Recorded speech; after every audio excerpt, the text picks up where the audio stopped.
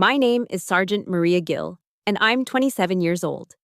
In the Army, they teach you how to face the enemy. But no one teaches you what to do when your greatest enemy is the woman who gave birth to you. I was standing under the relentless Detroit rain at my own father's funeral, posture perfect, a soldier at attention. I was surrounded by hollow condolences, but the most important place beside me was empty. My mother, Tilda, didn't show up. Instead, she'd sent a cold text. Stuck on a business trip in Miami with a partner. You handle the burial.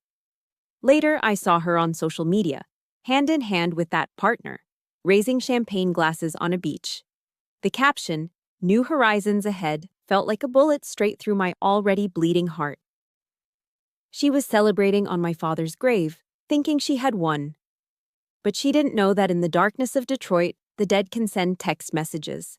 Let me know where you're watching from in the comments. Hit that like button and subscribe if you believe the highest duty is sometimes the war fought against your own blood. The service was held at Woodlawn Cemetery, a historic landmark where the titans of Detroit's auto industry were laid to rest. The air was thick with the smell of wet earth and history, the gray drizzling sky weeping over ornate mausoleums and weathered headstones. I stood ramrod straight, my Army service uniform, sharp and immaculate, refusing the offer of an umbrella. I let the cold November rain soak the shoulders of my dress blues, letting the chill seep into my bones. It felt appropriate. It was a physical manifestation of the cold that had settled deep inside me. My posture was a stark, painful contrast, the unwavering discipline of a soldier against the complete chaos of my family. The chaplain's words drifted past me, a low hum blending with the sniffles of a few distant cousins and my father's old business associates. But I wasn't listening. All my senses were focused on the gaping void to my left, the space where my mother, Tilda Gaff, was supposed to be standing. Her absence wasn't just an oversight, it wasn't carelessness. To me, a soldier, it was an act of desertion. It was a conscious abandonment of her post, a public and profound dishonor to the man who had been her husband for 30 years. She had deserted the family ranks in its darkest hour, and in doing so, had declared war on his memory. I kept my chin up, my gaze fixed on the mahogany casket, my jaw so tight it ached. This was my duty now. I would see him off with the honor his own wife denied him. After the last handful of dirt was thrown, after the final, awkward pat on my shoulder, I drove back to the house in Grosse Pointe. The sprawling brick colonial, usually filled with the sound of my father's booming laugh or the classical music he loved, was suffocatingly silent. It felt like a tomb, everything preserved exactly as he had left it, yet devoid of life. I walked through the familiar rooms, my boots echoing on the polished hardwood floors.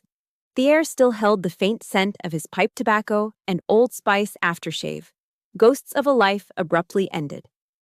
I sat on the edge of the leather sofa in the living room, the one he always sat on to watch the Lions lose on Sundays. The silence was a crushing weight. I pulled out my phone, my thumb hovering over the Instagram app. It was a masochistic impulse, but I needed confirmation. I needed the intelligence report. And there it was, an irrefutable asset delivered straight from the enemy's own hand. The picture screamed from my screen, a garish splash of color against the grayness of my world.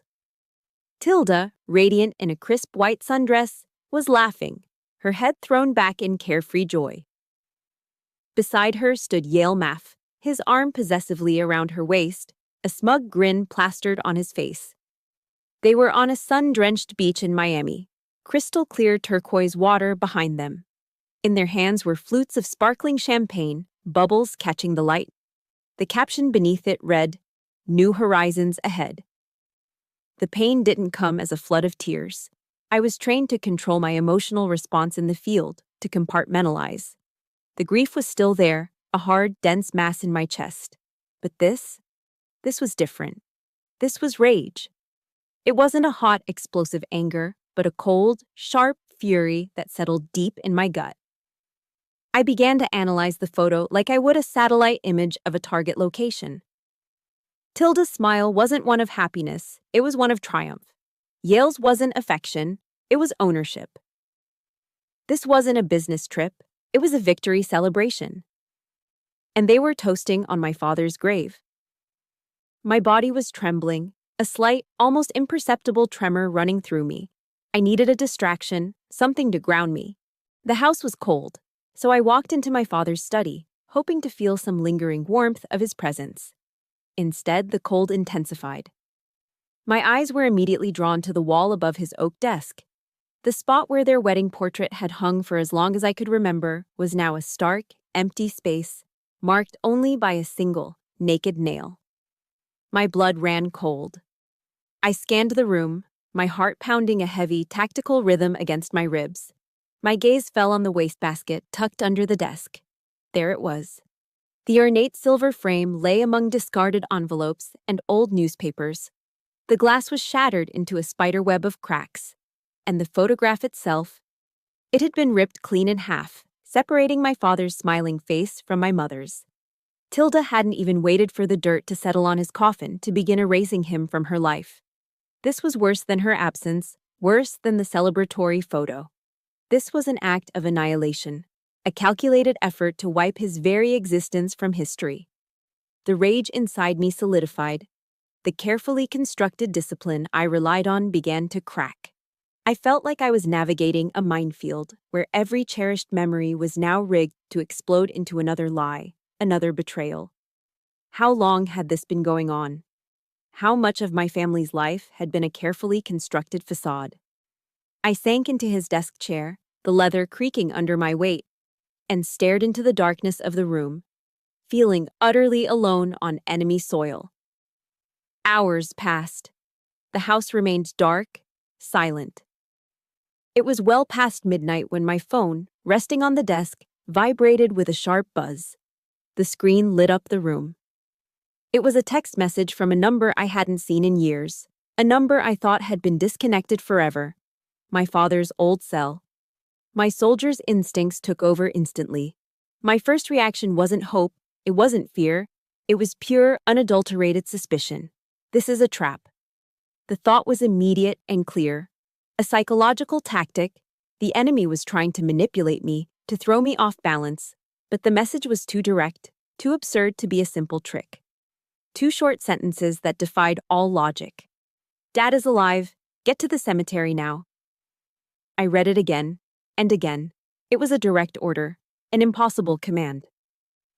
My training warred with the desperate, childish hope of a daughter who had just buried her father. Could it be real? Or was this Tilda's next move, a cruel game to break me completely? But hesitation is a luxury a soldier can't afford. Doubt gets you killed. I stood up, the chair scraping against the floor. There was no more time for grief or anger. I was no longer a mourning daughter. I was a soldier who had just received a command. I moved with purpose through the dark house. I went to my go bag, retrieved my Sig Sauer P320, and did a quick, practice safety check. The cool, heavy weight of the steel in my hand was strangely comforting. I grabbed the keys to my Ford F-150 from the hook by the door and slipped out into the cold, damp Detroit night. This was no longer a visit home. This was a reconnaissance mission. And I was going to get answers. I killed my headlights a quarter-mile out from Woodlawn's main gate, coasting the final stretch in near silence. I parked my F-150 behind a dense thicket of overgrown shrubs on a side street. The night was moonless, the drizzle having thickened into a damp fog that swallowed sound and light. Perfect cover. I moved on foot, my senses on high alert, every rustle of leaves cataloged and assessed. I navigated the rows of graves like a ghost, my combat boots silent on the wet grass. My hand rested on the grip of my Sig Sauer under my jacket. My mind raced with tactical assessments, ambush points, sight lines, escape routes. I found the designated meeting spot, a massive, ornate mausoleum. I took up a defensive position behind a thick stone angel, its wings providing cover, and I waited. Minutes stretched. Then a shadow detached itself from the deeper darkness. It was a familiar silhouette, but I held my ground. The figure was taller than me, slightly stooped, moving with hesitation. As he stepped into a patch of faint, ambient light, I saw his face. It was my father, Upton Gaff. Thinner, grayer, But him. Still, I didn't move. I kept my distance, needing to verify. "What's the password?" I asked, my voice a low, steady whisper. It was an old joke between us, from a simpler time. The figure flinched, then sagged with relief. His voice, when it came, was hoarse and trembling. "Maria, honey, you still owe me dinner at Slow's BBQ." That was it. The dam of my military discipline broke. In that instant, I was just a daughter. I closed the distance and threw my arms around him. He felt fragile, all sharp angles and trembling shoulders. He buried his face in my hair, a suppressed sob shuddering through his body. That hug was everything. A reunion, a confirmation of life, and an unspoken declaration that our war had just begun. He pulled away, wiping his eyes. "We have to go. My car's hidden a few blocks over. It's not safe here." His car was a beat-up, 20-year-old Buick sedan. Anonymous. Perfect. The moment the doors were locked and we were moving, he started his emergency intel briefing. "It's been going on for months, Maria," he began, his knuckles white on the steering wheel. "Tilda and Yale, they've been orchestrating a campaign to break me." He told me about the constant pressure, the subtle gaslighting, the lost documents, and the mounting financial strain. Then it escalated. Forged emails, fake contracts with Yale's shell corporations, all designed to bleed his interior design company dry and make him seem incompetent. The cold fury I'd felt earlier began to burn. I listened in silence as he detailed their final, brutal act. The stress, it finally got to me. I had a minor heart attack 2 weeks ago, landed me in the hospital. He took a shaky breath. Tilda showed up at my bedside. I thought she was worried. He laughed, a bitter, broken sound. She wasn't carrying flowers. She was carrying a stack of legal documents an inch thick.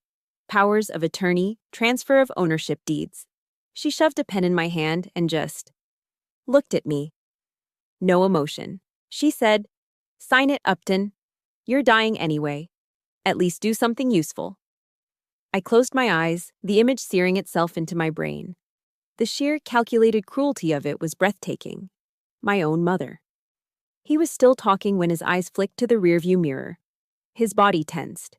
"Maria, we've got a tail." My head snapped up. My focus shifted instantly from daughter to soldier.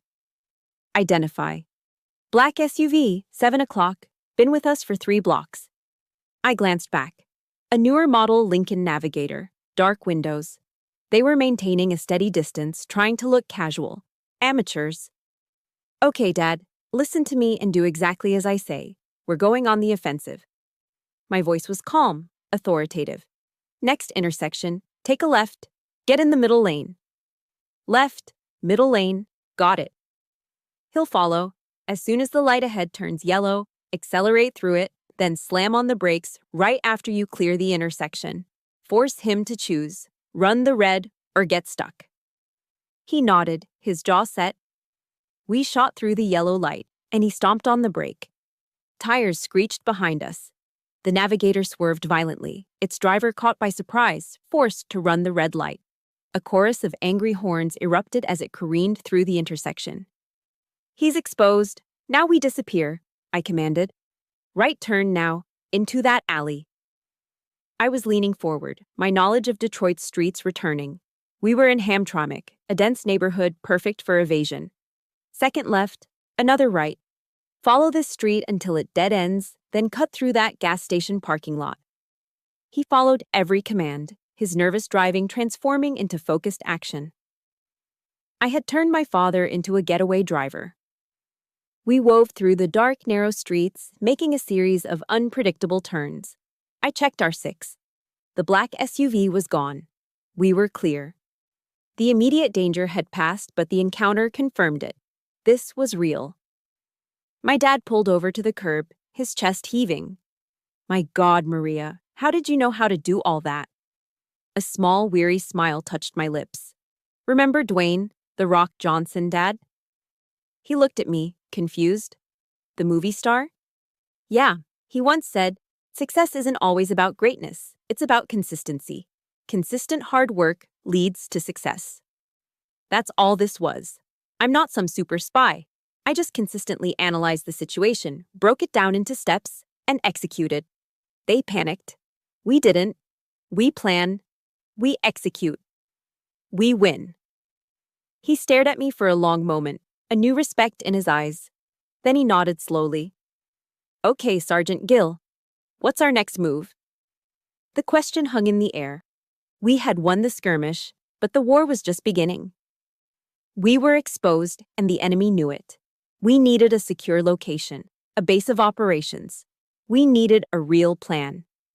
If you've ever had to be the strong one for a parent, if you've ever had to switch roles and become their protector, please support this story with a like.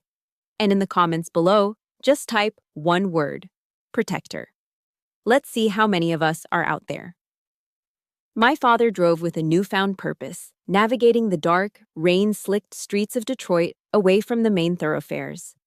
Our destination was a place I hadn't thought about in years: the Packard Automotive Plant. To most Detroiters, it was a ruin, a 3.5 million square foot monument to industrial decay, its thousands of shattered windows staring out like vacant eyes over the city, a place for urban explorers and graffiti artists. But as we approached its looming skeletal frame, I understood. For our purposes, it was the perfect safe house. It was vast, a labyrinth of concrete and steel, completely off the grid and ignored by modern surveillance. My dad pulled the old Buick through a collapsed section of chain-link fence and killed the engine. The sudden silence was absolute, broken only by the dripping of water somewhere deep inside the colossal structure. "Come on," he said, his voice a whisper. I prepared a place. He led me through a maze of debris-strewn corridors and cavernous assembly rooms where forgotten machinery rusted in the darkness. He stopped at a heavy steel door in what looked like an old foreman's office, a door he had clearly reinforced himself with a new deadbolt. He unlocked it, and we stepped inside. The space was small but secure. A few battery-powered lanterns cast a warm, steady glow over a makeshift living area. There were 2 cots, a small propane stove with a kettle on it, and a cooler. The air was thick with the strangely comforting smell of old machine oil, damp concrete, and dust. It wasn't a home, but it was a fortress. While my dad got the stove going, my training took over. I immediately began a perimeter check, my soldier's mind assessing the space for tactical advantages and vulnerabilities. I noted the 2 potential exits, the reinforced door, and the thickness of the concrete walls. I was turning this forgotten corner of industrial ruin into our forward operating base. A woman was already there, sitting calmly on one of the cots. She looked to be in her late 50s, with intelligent, kind eyes and a presence of unshakable composure. She stood as we entered and gave my father a brief, supportive hug. This was Dr. Veda Jaff, a renowned cardiologist and one of my father's oldest and most trusted friends. She was our inside asset. She turned to me, her expression a mixture of sympathy and resolve. "Maria, it's good to see you, though I wish it weren't under these circumstances." Dr. Jaff began her briefing with the cool precision of a surgeon outlining a procedure. She explained how Tilda's arrogance had been their greatest advantage. "Your mother was supremely overconfident," Veda said, her voice even. "She called the morgue only once, a brief call just to confirm that the body had been transferred. She never came to the hospital to identify him. She never laid eyes on her husband one last time." Tilda's cold negligence had created the opening Veda needed. She had exploited that blind spot with tactical genius. "We used a medical mannequin, weighted to match your father's exact body weight, and wrapped it for transport," she explained. "I altered the digital records, signed the death certificate myself, citing massive cardiac arrest. Then, during the shift change when the corridors were busiest, I wheeled your father out through a staff exit to a waiting car. No one even glanced our way." Her actions were more than just helping a friend in need. This was an act of civil disobedience, a deliberate subversion of the system in the name of justice. I looked at Dr. Jaff, and the respect I felt was immense. It was the same respect a soldier feels for a fellow warrior who has demonstrated extraordinary courage under fire. She was one of us. "Doctor," I said, my voice quiet but firm, "you took an incredible risk. your career, your freedom. Why? Veda's calm expression softened into a sad smile. She looked from me to my father. 30 years ago, my family came to this country from India with nothing but the clothes on our backs and a few dollars in my father's pocket. No one would hire him. He was educated, a master craftsman, but his accent was thick and his skin was brown. She paused, her gaze distant with memory. Your father, Upton, was the only one. He gave my dad a job in his woodworking shop. He didn't just give him a paycheck, Maria. He gave him his dignity. Tilda, on the other hand, she always looked at us with disdain, like we were something she had to tolerate. She never saw us as people. She looked directly at me then, her dark eyes shining with conviction. So, you see, this wasn't a choice for me. This was paying a debt of honor. My father taught me that family isn't who you celebrate with, it's who you fight with. Your father fought for my family's dignity then. I am fighting for his life now. Her words hit me with the force of a physical blow. They resonated in the empty spaces of my heart, affirming that loyalty, goodness, and honor did exist in the world. They just didn't come from the person I was supposed to expect them from. This woman, bound by a debt of honor from a generation ago, was more family to my father than the wife who had shared his bed for 3 decades. Just as that thought settled, a loud vibration cut through the quiet of our makeshift command center. It was my official phone, the one everyone had the number for, buzzing on the small table. I picked it up, a text message from Tilda. My blood ran cold as I read the words, her voice echoing in my head with its sickeningly sweet, manipulative tone. Maria, honey, I know you're grieving. It must be so hard for you. But we need to talk about your father's will and the transfer of his assets. Meet me at the house tomorrow. The message was a masterclass in psychological warfare, feigning concern while revealing her true, greedy intentions. It was also the signal we had been waiting for. The enemy was making her move. My father looked at me, his expression no longer that of a victim, but of a commander. His eyes were clear and resolute. This is it, Maria. This is our opening. He looked at me, not as his daughter, but as his most vital field agent. You have to go. Go to the house. Play the part of the grieving daughter. Observe, listen, gather intelligence. Find out what they know, what they're planning. He put his hand on my shoulder, his grip firm. You are the eyes and ears of this operation now. I looked from his determined face to the cold, calculating words on my phone screen. There was no hesitation. I gave a single, sharp nod. My mission parameters were clear. Reconnaissance was officially a go. The next day, I drove into Grosse Pointe. The perfectly manicured lawns and stately homes felt alien, like a pristine movie set for a life I no longer recognized. Before pulling into the driveway, I took a deep breath, compartmentalized my rage, and put on my mask. I adjusted my features into an expression of controlled grief, a skill perfected in the field. On my phone, tucked in my purse, the audio recorder was already running. I walked up to the front door of the house I once called home. It felt cold, sterile. All of my father's warmth had been stripped from it. There were no pictures of him, no sign he had ever existed. Tilda opened the door before I could ring the bell. She was dressed in an expensive cream-colored cashmere dress, her face a perfect portrait of concerned sorrow. Maria, my darling girl, she said, pulling me into a hug. It was like being embraced by a marble statue, all form, no warmth. The scent of her Chanel No. 5 perfume was cloying. I've been so worried about you. I allowed myself to be led into the living room, murmuring something noncommittal. I was now behind enemy lines. My mission was active. My mind went into intelligence-gathering mode. While Tilda spoke, my eyes conducted a visual sweep.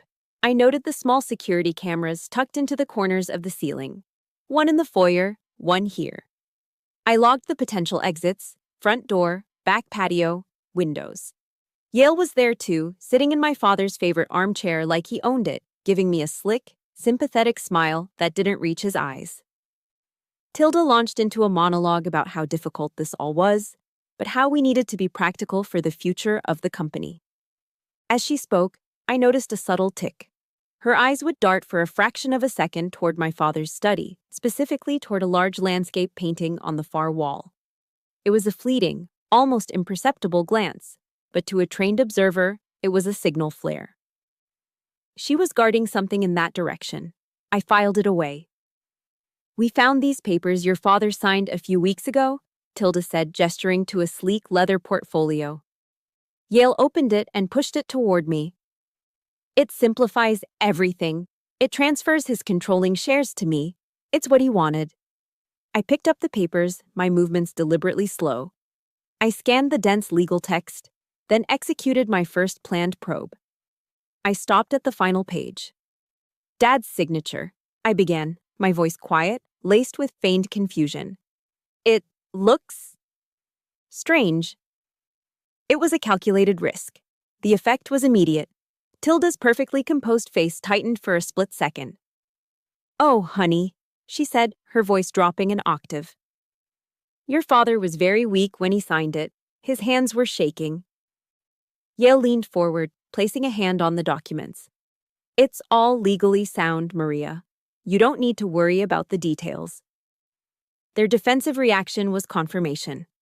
The documents were forgeries. I had my first piece of concrete evidence. I needed to see that study. Could I use the restroom?" I asked, my voice small. "Of course, darling," Tilda said, waving a dismissive hand. I stood and walked toward the hallway, my path taking me directly past the open doors of my father's study. The room was just as I'd found it, the empty space on the wall, the scent of his pipe tobacco, now tainted by Yale's cologne. The painting Tilda kept glancing at was a serene Michigan landscape of pictured rocks. It was beautiful, but my focus wasn't on the art. An old quote from General George S. Patton echoed in my head. "If everyone is thinking alike, then somebody isn't thinking." Anyone else would look at the painting. I looked at what was behind it. My eyes traced the edges of the heavy frame, and there it was. A faint, almost invisible seam in the wallpaper, a perfect rectangle just slightly larger than the painting. A wall? Safe. My heart gave a single, hard thump. That was it. The enemy's arsenal. The real documents, the hard drives, the evidence they wouldn't dare keep on a cloud server, would be in there. The primary objective of my next mission had just been identified. I continued to the restroom, splashed cold water on my face, and composed myself. When I returned, I was the perfect image of a daughter overwhelmed. I told them I needed time to think. Tilda and Yale exchanged a look of smug satisfaction. They thought I was broken, pliable. I left the mansion and drove straight downtown, the audio file already saved and encrypted. My destination was American Coney Island. The place was loud, crowded, and smelled of grilled onions and chili, perfect cover for a clandestine meeting. My cousin Walt, our tech support, was already there, hunched over a booth halfway through a Coney dog. Walt was a genius, a white-hat hacker who ran a successful cybersecurity firm. He was also the only family member, besides my father, that I trusted. I slid into the booth opposite him. I didn't waste time with pleasantries. I placed my phone on the sticky tabletop and slid it across. "Here's the audio from the meeting," I said, my voice low. "They're using forged documents." I grabbed a napkin and a pen. "But more importantly, here's a rough schematic of my dad's study." I quickly sketched the room, marking the desk, windows, and the wall with the painting. I drew an X behind it. "There's a wall safe here. I need to get inside. They're guarding the hard evidence in there. I know it." Walt took a final bite, wiped his mouth, and looked at my crude drawing. He didn't question me. He just nodded. "Security system?" "Standard residential. Cameras in the foyer and living room. Motion sensors on the ground floor." "Easy," he said, a confident glint in his eye. "I can loop the camera feeds and bypass the sensors from my van. Getting you in is no problem." I looked him straight in the eye. "I need everything in that safe, Walt. We have one shot at this." He crumpled up the napkin. "Then let's not waste it." He leaned in, his voice dropping even lower. "They're probably heading out for a celebratory dinner tonight. That's our window." Our operational briefing was short, efficient, conducted over a Detroit classic. The plan was set, the target was identified. I looked at my cousin, our silent pact sealed. Tonight, we were going back in. At 11 p.m., Tilda and Yale's Mercedes pulled out of the driveway. Walt, parked 3 blocks away in his unassuming work van, confirmed it via a traffic cam feed. They're gone, heading downtown. You are green to go. My infiltration began. Dressed in black tactical pants and a dark hoodie, I moved through the shadows of the Grosse Pointe neighborhood like a wraith. The manicured lawns and sculpted hedges provided ample cover. I approached the house from the rear, staying low, my eyes scanning for any unexpected variables. Walt's voice crackled softly in my earpiece, a calm presence in the tense silence. Perimeter alarm system is on a loop. You're invisible to it. The camera on the back patio has a 4-second blind spot every 60 seconds. On my mark. I crouched behind a large oak tree at the edge of the lawn, my heart pounding a steady, controlled rhythm. I watched the camera pan back and forth. 3, 2, 1.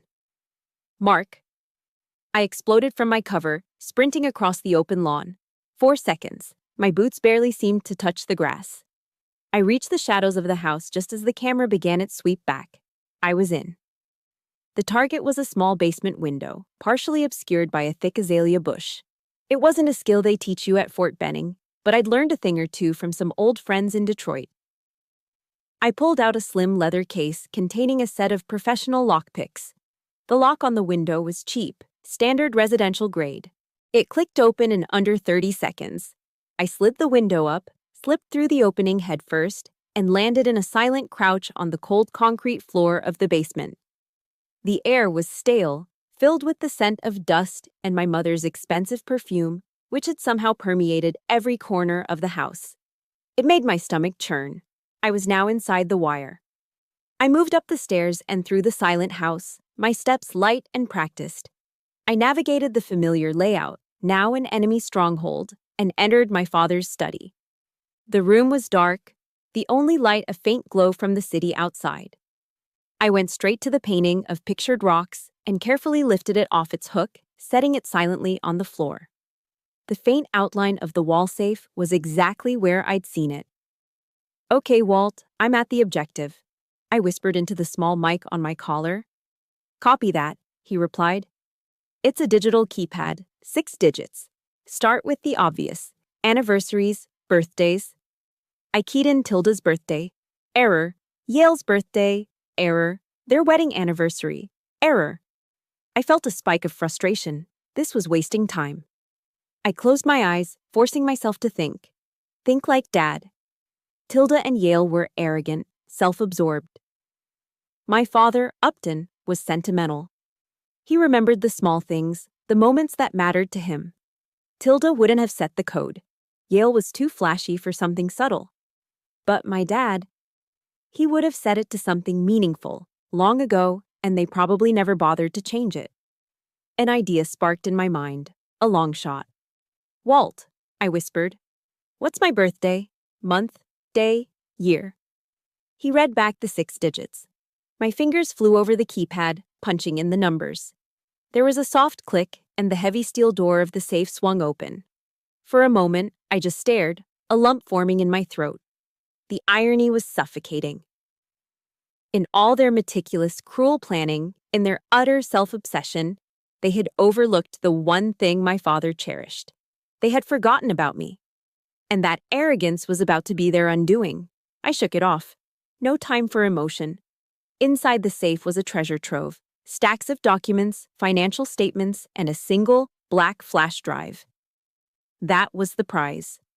I grabbed everything, but the flash drive was my priority. I pulled a small portable data cloner from my pocket and plugged the drive in. A small screen lit up, and a progress bar appeared. Data transfer initiated. As the percentage slowly climbed, my eyes scanned the room one last time. And then I saw it.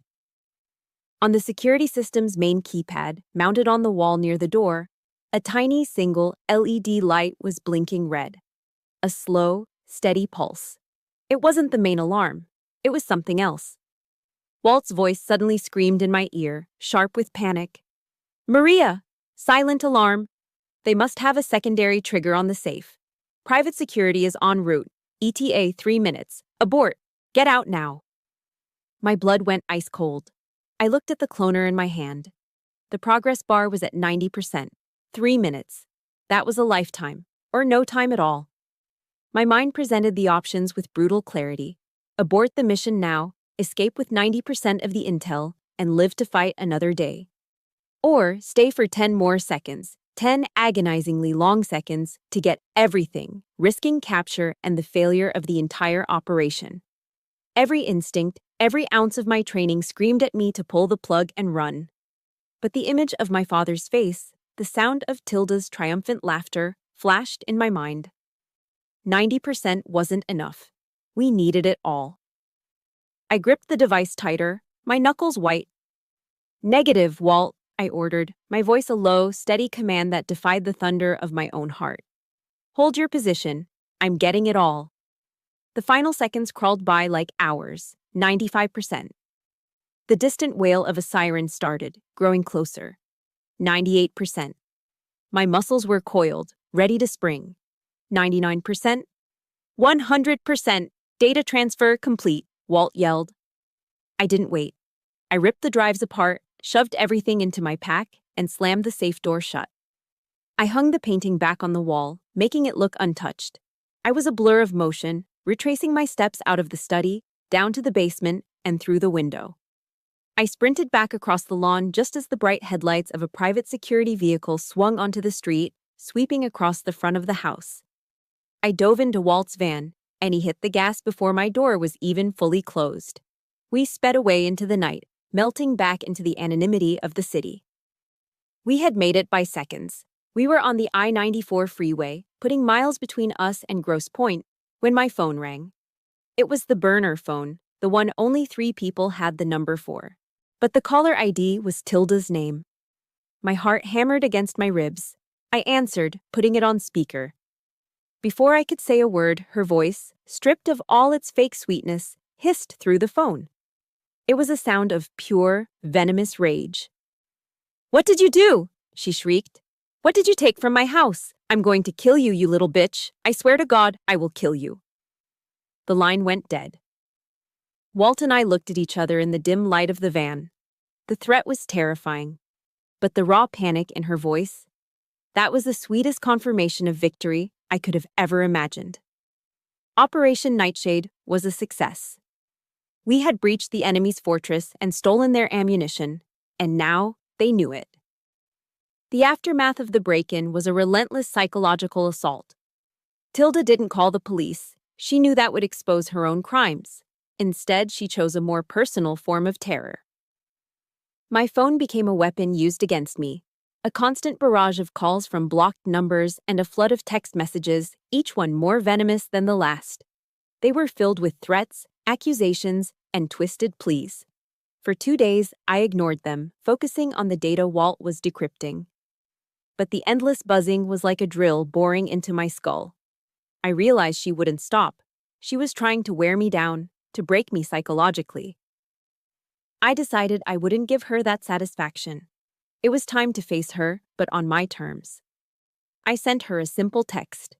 "Meet me, 1 hour." I chose a neutral location, a busy, sterile coffee shop in Midtown Detroit. A place with bright lights, lots of windows, and plenty of witnesses. A place where her brand of violence, the kind that thrived in shadows and whispers, would be out of place. She arrived exactly on time, a storm cloud in a designer coat. The mask of the grieving widow was gone, replaced by a face contorted with raw, undisguised fury. She didn't even bother with a greeting. She slid into the chair opposite me, her knuckles white as she gripped her purse. "What did you take?" she hissed, her voice a low, dangerous growl. The question was a demand, an accusation. "Give it back, Maria. You have no idea what you're doing. You're destroying everything. You're destroying your brother's future. You're destroying my future." I just looked at her, my face a blank canvas. I didn't say a word. I let her poison fill the air between us. She didn't ask how I was coping. She didn't mention the father she had pretended to mourn.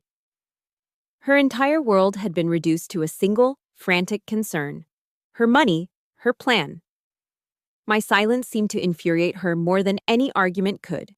Her face flushed a dark, ugly red. "Say something, damn it," she snapped, leaning across the small table. When I still didn't respond, something inside her broke. The last vestiges of a mother, if there ever were any, evaporated, leaving behind something purely monstrous. "You know what?" she said, her voice dripping with a lifetime of resentment. "From the day you were born, I knew you were a mistake. Always so quiet, so serious, so goddamn difficult. Nothing like anyone else in this family." Her words were surgical strikes, aimed at the oldest, deepest wounds she herself had inflicted. "Your father always took your side. His weird little girl who liked playing with toy soldiers more than dolls. This family would have been so much happier without you. All the trouble, all the goddamn stress. It started with you." Each word was a physical blow. I could feel the disciplined armor I'd spent my entire adult life building begin to crack and fall away. She wasn't just angry about a flash drive. She was unloading decades of bitterness, using my father's death as an excuse to finally say what she'd always believed. And in that moment, I wasn't Sergeant Gill, the calm, tactical soldier. I was that 10-year-old girl again, standing silently while she praised my brother, Brent, for his mediocre report card and ignored the academic award I was holding in my hand. I was the teenager who made the varsity soccer team, only to hear her complain about having to drive me to practice. That was it. That was the final straw. For the first time in my life, the silence broke. The carefully contained rage, the years of swallowed pain, erupted. I looked her directly in the eye, and the woman who had always seen me as small and insignificant finally saw the soldier she had created. My voice didn't shout. It was low, trembling with a fury so profound it was almost calm, but it cut through the coffee shop's cheerful background music like a razor. "Did you ever once see me as your daughter?" I asked. "Or was I just a failed investment compared to your golden boy, Brent?" Tilda recoiled, genuinely shocked that I had spoken back. "You didn't just kill my father," I continued, the words pouring out, each one a declaration of independence. "You've been killing my spirit for 27 years. Every time you compared me to him, every time you dismissed me, every time you chose him over me, every single time you chipped away at me, hoping I'd just disappear." I leaned forward, closing the distance between us, my gaze pinning her to her seat. "But you know what? It didn't work. You failed. The game is over. All your little lies, your manipulations, they're done." I took a deep, shuddering breath, the words tasting like freedom and ash in my mouth. "I am not your daughter anymore. I am your opponent, and I will not stop until you have paid for every single thing you have done." I stood up, my chair scraping harshly against the floor. Tilda just stared at me, her mouth slightly agape, for once in her life, utterly speechless. I turned my back on her without another word and walked out of the coffee shop, leaving her alone in the wreckage she had created.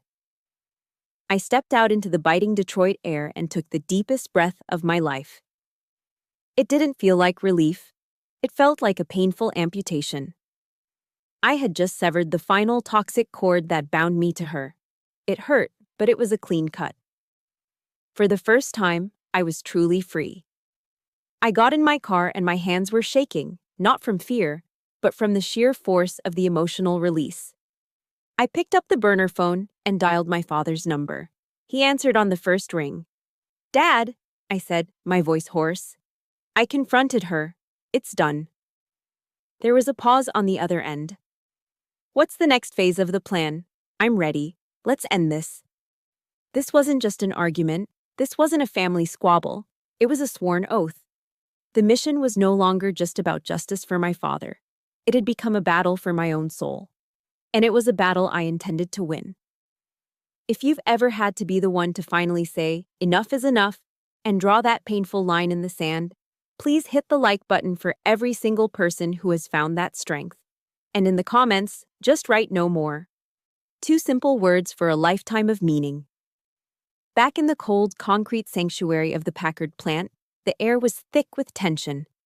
The emotional storm from my confrontation with Tilda had passed, leaving behind a cold, hard resolve. There was no more room for grief or personal pain. It was time to weaponize the truth. All eyes were on Walt as he plugged the flash drive we'd risked everything for into a heavily encrypted laptop. The screen lit up, and file directories bloomed like malignant flowers. What we found was far worse than we could have ever imagined. It wasn't just corporate fraud, it was a meticulous blueprint for a man's destruction. There were the forged contracts, routing millions from my father's company into offshore accounts in the Cayman Islands registered to shell corporations under Yale's name. There were scanned copies of the fraudulent legal documents Tilda had tried to force on me. But then we found the emails. My stomach clenched as I read the cold, clinical exchanges between my mother and her lover. They discussed my father's heart condition in chilling detail. One email from Yale read, "We could increase the dosage on his beta blockers. It would slow his heart rate down gradually. No one would suspect a thing." Tilda's reply was even more monstrous. "Let's see if the stress works first. A natural solution is always cleaner." They were actively plotting to murder him, not in a fit of passion, but with the detached calculation of a business transaction. The final exhibit was an audio file. Walt clicked play, and Yale's smug voice filled our small command center.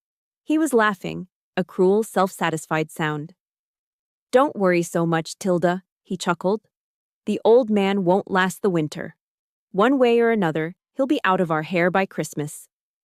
The recording ended, plunging the room into a heavy silence. I looked at my father. He was sitting perfectly still on his cot, his face ashen, his eyes fixed on the laptop screen. He looked like he had aged 10 years in 10 minutes, listening to the casual, cheerful plotting of his own murder by the woman he had once loved. A silent fury, colder and harder than anything I had ever felt, settled in my core. This was no longer just about money or betrayal. This was about stopping a pair of killers. We all knew we couldn't just walk into a Detroit police precinct with this. Tilda and Yale were well connected. They had money, influence, and expensive lawyers. They could bury this evidence, claim it was falsified, or tie us up in legal battles for years. We needed to operate with surgical precision. We needed a bigger gun. It was Veda who took the next step, her calm demeanor a steadying force in the room. "I have a contact," she said quietly. "In the FBI. A senior agent in the white-collar crime division. I've worked with him on a few complex medical fraud cases. He's meticulous, and he's trustworthy." This was our OPSEC, our operational security plan. Veda used a secure, encrypted email service from a burner laptop Walt had prepared. She composed a short, anonymous message to the agent. It contained no names, no locations. It simply offered a single damning quote from one of the emails and a promise to deliver a complete, uncompromised data package detailing a multi-million-dollar fraud and conspiracy to commit murder case, in exchange for guaranteed witness protection and a swift, decisive federal response. It was a high-risk gambit, but it was our only move. She sent the email, and the first chess piece was placed on the board. Now, we needed the trap. We had to get Tilda and Yale into a controlled environment where the FBI could apprehend them with the evidence in their hands. My father, who had been silent until now, finally spoke, his voice raspy but firm. "Tilda is panicking," he said, his mind clearly turning from victim to strategist. "She knows you took something, Maria, but she doesn't know what. Her imagination will be her worst enemy.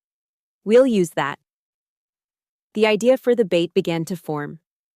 "We make her believe you took the wrong thing," he continued. "Something that incriminates Yale even more directly than it does her. Something that makes her think you have leverage she can't control." He described an old, leather-bound ledger he used to keep in the early days of his business. A book that didn't actually exist, but sounded plausible. "We'll tell her you found my old black book, a record of off-the-books cash deals from years ago. Deals that could implicate Yale in tax evasion long before he even met Tilda." The plan was brilliant in its simplicity. It played directly into their greed and paranoia. I would be the bait. I would call Tilda not as the defiant opponent from the coffee shop, but as the terrified daughter, in over her head and looking for a way out. The final piece was choosing the battlefield. It had to be a location that was isolated, easily controlled, and where a federal tactical team could set up undetected. The answer was right here, all around us, the Packard plant. It was perfect. With the plan in place, it was time for my performance.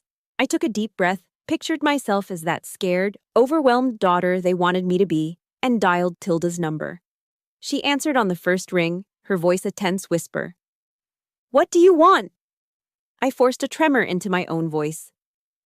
I made a mistake," I stammered, letting a sob catch in my throat. "I took something from the safe, an old black book of Dad's. It's got names and numbers in it. I think it's about old cash jobs. I don't want any part of this. I don't want to go to the police." There was a sharp intake of breath on her end. I could hear her mind racing, processing the new information, the new threat. "I just want out," I pleaded. "I just want to be left alone. Meet me. Bring money. You can have the book, and you'll never see me again." I could almost hear the gears of greed and panic turning in her head. She thought she saw an easy solution, a way to tie up this loose end and get rid of me for good. The bait was too tempting to resist. "Where?" she demanded. I gave her the location of a specific, cavernous warehouse deep within the Packard plant complex. There was a long pause. Then her decision came, cold and final. "All right, 48 hours. Bring the book. You come alone." She hung up. I lowered the phone, my hand steady. The trap was set. The bait was taken. The clock was now ticking. All we had to do was wait for the players to walk onto our stage. The next 48 hours were the longest of my life. We stayed hidden in our concrete fortress, coordinating with the FBI through Veda's secure channel. The plan was meticulously refined. Tactical teams would be in place hours before the meet. My father and I would be wired for sound.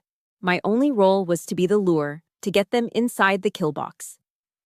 On the night of the meet, the Packard plant was transformed. It was no longer just a ruin. It was a stage set for the final act. I watched from a darkened window as dozens of FBI agents, ghosts in black tactical gear, moved silently into position, melting into the shadows of the surrounding buildings. They were a professional, invisible army. And for the first time in this whole ordeal, I felt like I wasn't fighting alone. I took my position in the center of the vast, cavernous warehouse we had chosen. A few bare bulbs hanging from the high ceiling cast long dancing shadows, creating a pool of weak light in an ocean of darkness.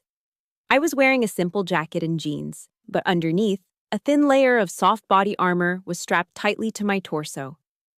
Tucked into my ear was a small receiver, and through it, the calm, steady voice of the FBI hostage rescue team commander kept me connected. "All teams are set," he murmured. "We have eyes on the target vehicle approaching from the east. Stand by for contact, Sergeant, awaiting your signal." My heart was hammering against my ribs, a frantic drumbeat in the cathedral-like silence. But my hands were rock steady. My breathing was even. This feeling, the adrenaline, the heightened senses, the intense focus, it was familiar territory. This was the calm before the storm. Headlights cut through the grimy windows as Tilda's Mercedes rolled to a stop outside. A moment later, two figures stepped through a large, rusted opening in the warehouse wall. It was them. Tilda, wrapped in a fur-collared coat, her face a mask of arrogant impatience. Yale followed close behind, carrying a heavy-looking leather briefcase. Cash, the price of my silence. Their footsteps echoed as they walked toward me, their expensive shoes crunching on loose gravel and debris. They stopped about 20 feet away, their eyes scanning the dark corners of the warehouse with suspicion. "Where's the book?" Tilda demanded, her voice sharp, devoid of any pretense. I held my ground, letting the silence stretch for a beat. Then, I slowly shook my head. "There is no book." A flicker of confusion, then anger, crossed Tilda's face. "What is this? What kind of game are you playing?" "It's no game," a new voice said, calm and resonant, emerging from the deepest shadows behind me. Out of the darkness, a figure walked into the light. My father, Upton Gaff.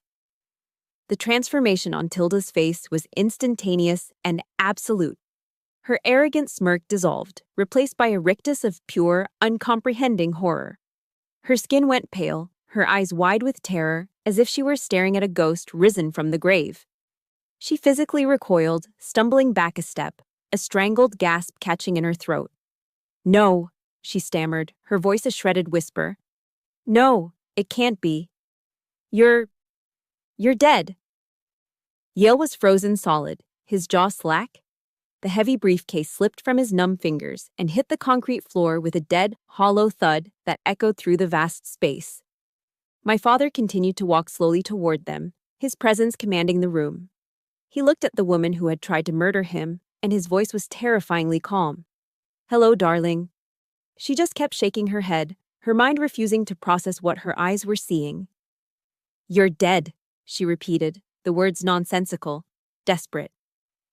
"The truth never dies, Tilda," my father said, his voice as cold and hard as the concrete beneath their feet. "Neither does your greed." That was my cue. I raised my hand to my collar, pressing the concealed microphone, and spoke the two words the entire federal task force was waiting for. My voice was clear and steady. "Target confirmed. Execute." The world exploded. In an instant, the night was obliterated. Massive, blindingly bright floodlights from every conceivable angle erupted, bathing the entire warehouse in harsh, inescapable white light. The shadows vanished. There was nowhere to hide. Simultaneously, a deafening cacophony of sirens and alarms blared to life, the sound waves physically shaking the building. The massive rolling doors at either end of the warehouse were blasted open. Teams of FBI agents in full tactical gear swarmed in from all directions, a black tide of disciplined force. Red laser dots danced across Tilda's and Yale's chests, the air filled with the deafening, overlapping shouts of command. "FBI, hands in the air, get down on the ground, now!" Tilda and Yale were completely paralyzed, caught in the blinding lights like terrified animals. All the fight drained out of them, replaced by the limp, pathetic shock of the truly defeated. They offered no resistance. Yale dropped to his knees immediately, putting his hands on his head. An agent grabbed Tilda, forcing her hands behind her back, the sharp click of the handcuffs echoing in a momentary lull. Her eyes never left my father's face. She was still babbling, the words tumbling out in a stream of insane denial. "You're dead. I was at your funeral. You're dead." Her desperate chant was answered by my father's final, powerful words. He stood over her, not with hatred, but with a profound, weary finality. "No, Tilda," he said, his voice ringing with the clear, undeniable truth. "I was just waiting for you to join me in facing justice." I stood off to the side, watching as they were led away, two pathetic, broken figures stripped of all their power and deceit. I didn't feel joy. I didn't feel triumphant. I just felt a deep, profound sense of release. The weight that had been pressing down on me for weeks, for years, was finally gone. The mission was over. It was a complete victory. The night of the arrest was a blur of flashing lights and official procedures. The adrenaline that had sustained me for days finally drained away, leaving behind a profound, bone-deep exhaustion. My father and I spent the next 8 hours in the sterile, impersonal environment of the FBI's Detroit field office. The chaos of our personal war was over, replaced by the cold, methodical process of the federal justice system. We were no longer a father and daughter fighting for survival. We were now the government's key witnesses in United States versus Tilda Gaff and Yale Maff. We recounted the events one by one to a team of agents and an assistant U.S. attorney. Our painful family saga was transcribed, documented, and filed away as evidence.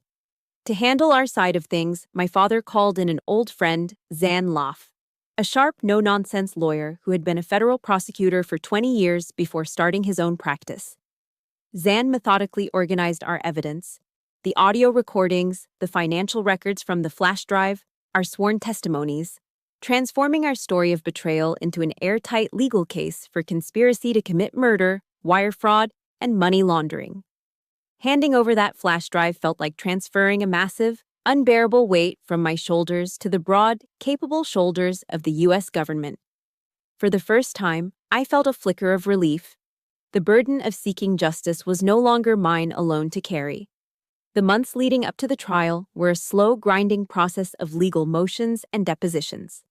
Tilda and Yale, with their high-priced defense attorneys, tried every trick in the book. Their official narrative was that Upton Gaff was a paranoid, vindictive man, distraught over his wife leaving him, and that I was his unstable, easily manipulated daughter, using my military background to concoct a wild conspiracy. They tried to paint us as the aggressors, the villains in our own story. But their narrative crumbled in the face of cold, hard facts. The data on the flash drive was undeniable.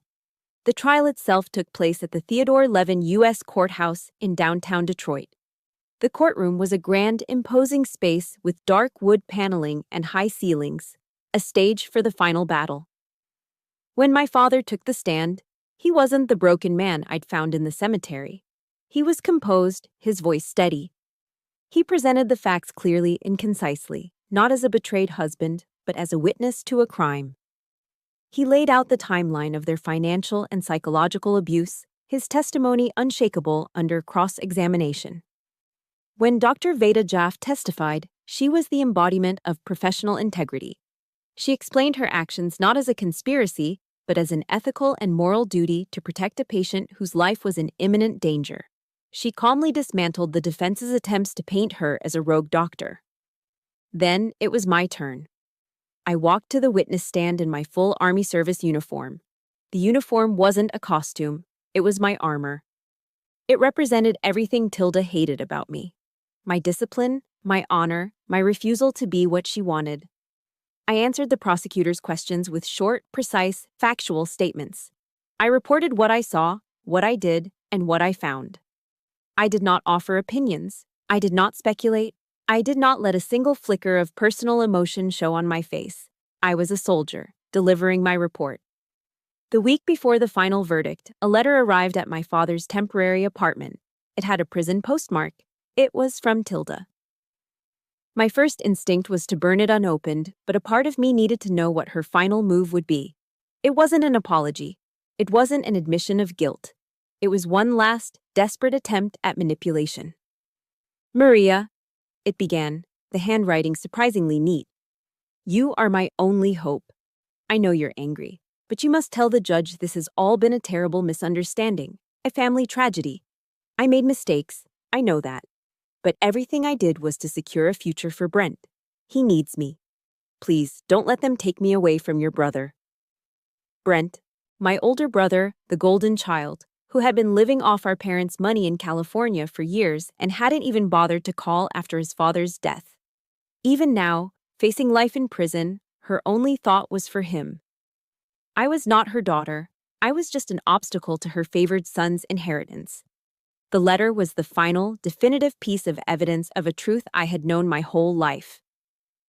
I didn't reply. That evening, my father lit a fire in the fireplace. I walked over, crumpled the letter into a tight ball, and tossed it into the flames. We watched it turn black, curl into ash, and disappear forever. That was my final answer. The jury took less than 4 hours. The four-person stood, cleared their throat, and read the verdict for the first count: conspiracy to commit murder. On the charge against defendant Tilda Gaff, we, the jury, find the defendant guilty. A quiet gasp went through the courtroom. They read on through every single charge for both Tilda and Yale. Guilty, guilty, guilty. The judge was unsparing. Citing the calculated, cruel, and predatory nature of their crimes, he sentenced them both to 25 years in a federal penitentiary, with no possibility of parole. Justice was done. As my father and I left the courthouse, we were swarmed by a throng of reporters shouting questions. My father, standing tall and straight, leaned into a microphone and said only one thing: "The truth won today." They turned to me, cameras flashing, mics pushed into my face, but I had nothing to say. My report was complete. My testimony was given. I just walked silently through the crowd, my eyes fixed straight ahead. For me, this wasn't a victory to be celebrated with sound bites and headlines. It was just the end. The conclusion of a painful, necessary mission. I had done my duty to my father and to the truth. The final boundary had been drawn. Not by my words, not by my anger, but by the cold, hard steel of prison bars. In the months that followed the trial, the final pieces of my old life were quietly swept away. Gaff Designs, the interior design firm my father had spent his life building, was liquidated to pay off the debts Yale had accrued and the damages awarded in civil suits. The legacy he had fought so hard to protect was gone, another casualty of Tilda's greed. He didn't seem to mind. He sold the big, empty house in Grosse Pointe, taking with him only his personal tools and a few photo albums. With the small amount of money he had left, he bought a modest log cabin deep in Michigan's Upper Peninsula, a place of rugged shorelines, dense forests, and profound quiet. He found a new kind of peace there, spending his days fishing on Lake Superior and rediscovering his love for woodworking, crafting beautiful, simple furniture with his own hands. We spoke on the phone every Sunday. Our calls weren't filled with talk of the past, but of the present, the massive northern pike he'd caught, the progress on the rocking chair he was making. Our relationship, forged in the fires of betrayal and battle, had become stronger and simpler than ever, built now on a foundation of unbreakable truth and mutual respect. We didn't try to rebuild the family we had lost. We accepted what was and found a quiet happiness in what remained. Before my special leave was over, I knew there was one last thing I had to do. I drove back to Woodlawn Cemetery one final time. It was a different day entirely from the one of the funeral. The sky was a brilliant, cloudless blue, and the late autumn sun cast a warm, golden light over the grounds. I found the place, no longer a fresh wound in the earth, but a settled patch of green. A simple, elegant granite headstone now stood in its rightful place. It read, Upton Gaff, Beloved Father. I stood before it, not as a soldier at attention, but just as a daughter. The anger and the need for vengeance had passed, leaving behind a clean, quiet ache of loss. He was truly gone now, and I could finally mourn him properly. I placed a single white carnation, his favorite, at the base of the stone. Then I reached into my pocket and pulled out my unit's challenge coin, a heavy bronze disc bearing our insignia. It's a symbol of identity, of belonging, a piece of our shared honor. I pressed it firmly into the soft earth atop the grave, leaving a piece of my world with him. Mission complete, Dad, I whispered to the quiet air. You can stand down now. Rest easy. It wasn't a tearful goodbye. It was a final report, a tribute from one soldier to another. I had fought for his honor, and we had won. I stood there for a long time, feeling the warmth of the sun on my face, before turning and walking away without looking back. Returning to my base felt less like a return and more like a homecoming. As I walked into the barracks, the familiar sounds and smells of military life washed over me.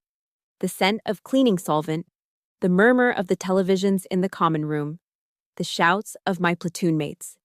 They greeted me not with pity or invasive questions, but with the casual, unspoken camaraderie of soldiers.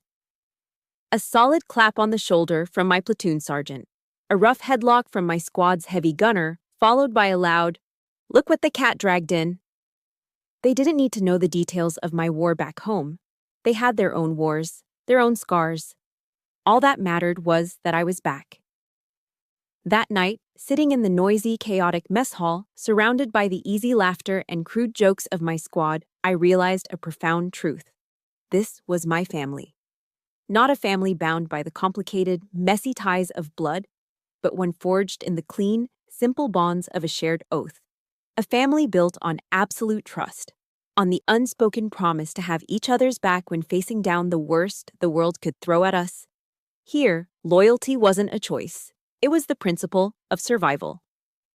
I hadn't lost my family. I had finally recognized the one that had been waiting for me all along. The final scene of my leave played out on a windswept tarmac. I stood in my full combat uniform, my pack at my feet, waiting to board a C-130 transport plane. The powerful engines whined, the wind from the propellers whipping at my uniform. But I stood firm, my stance solid, my gaze fixed on the horizon. My leave was over. The war on the home front was won. Now, I was returning to the larger fight, to the purpose that had shaped me into the woman I was. I thought about the oath I took when I enlisted, the promise to support and defend the Constitution of the United States against all enemies, foreign and domestic. I had never imagined that my most dangerous domestic enemy would be my own mother, or that the Constitution I'd sworn to defend also guaranteed the justice my father deserved. In a way, I had been upholding my oath all along. The events of the past few months had left a scar, a permanent mark on my soul. But like the tempering of steel, the fire had also made me stronger. It had forged me into a better soldier, a woman who now understood the true weight of words like honor, truth, and loyalty. I had faced the worst kind of enemy, the kind that looks like family, and I had prevailed. The ramp of the C-130 lowered. It was time to go. As I walked toward the plane, I felt no sadness for the past, only a sharp, clear focus on the future, on the mission that lay ahead. I had survived, and I knew, with a certainty that settled deep in my bones, that there was nothing left in this world that could ever break me again. My story is proof that the deepest wounds don't have to be the end. They can be the beginning of discovering who you were truly meant to be and who your real family is, the one you choose and the one that chooses you back. If you believe in the power of standing up and rewriting your own narrative, then this channel is for you. Please subscribe and hit the notification bell so you don't miss another story of resilience. You're not just joining a channel, you're joining a community that understands the toughest battles forge the strongest souls.